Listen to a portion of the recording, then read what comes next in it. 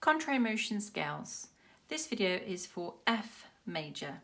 So a way that we can find the scale pattern more easily is by playing it first of all in similar motion, so hands ascending and descending together. I would try that first, like this. 1 octave is fine. And then, when you get back to the tonic, stay there with the right hand, play up with the left hand to meet on the tonic.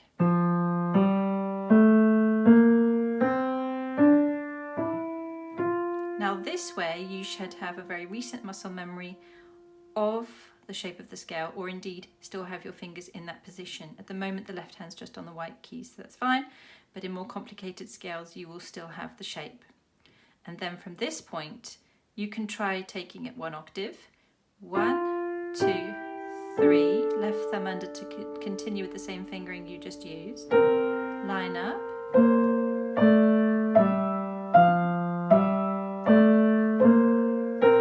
Threes together at the end. If that proves to be a little bit too difficult, break it down. First 3 notes are fine. 1s, 2s, 3s, 2s, 1s. And you can keep repeating that little circle there, around and around and around, and know that that's nice and straightforward. And then let's try taking it 1 note further. So the left thumb has to come under, and then we have finger 4 on the B flat. At that point, line your fingers up. Know that you have to prepare your B flat. The right thumb comes under for the next note. Make sure you come all the way under to C. Then you would line up. So lining up is bringing the fingers into the position, whichever position is required. Now, the next note, next note, next note. So then we're at the top and the bottom of the scale, so you could just repeat this little shape here. 4 notes in a row going around and around. I would do that looking at my hands, then I would do that looking away from the keys, so that I develop the muscle memory. And then how about 1 more note? We know 4 is always on the black keys in the right hand. Now we have 3s together. If you want to take it a little bit further, you can. For example, you could circle around the first 4 notes.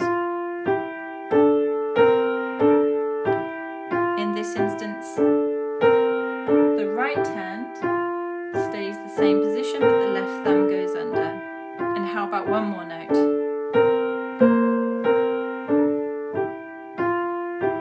Sometimes I like to just go and add an additional note every time. So let's go to the next one. I would repeat that until that feels easy. I'm going to speed up a little bit just for the purpose of showing you. Next note. You might not play this fast, but it's just getting used to the shapes and adding an extra note each time. Now all the way to the top.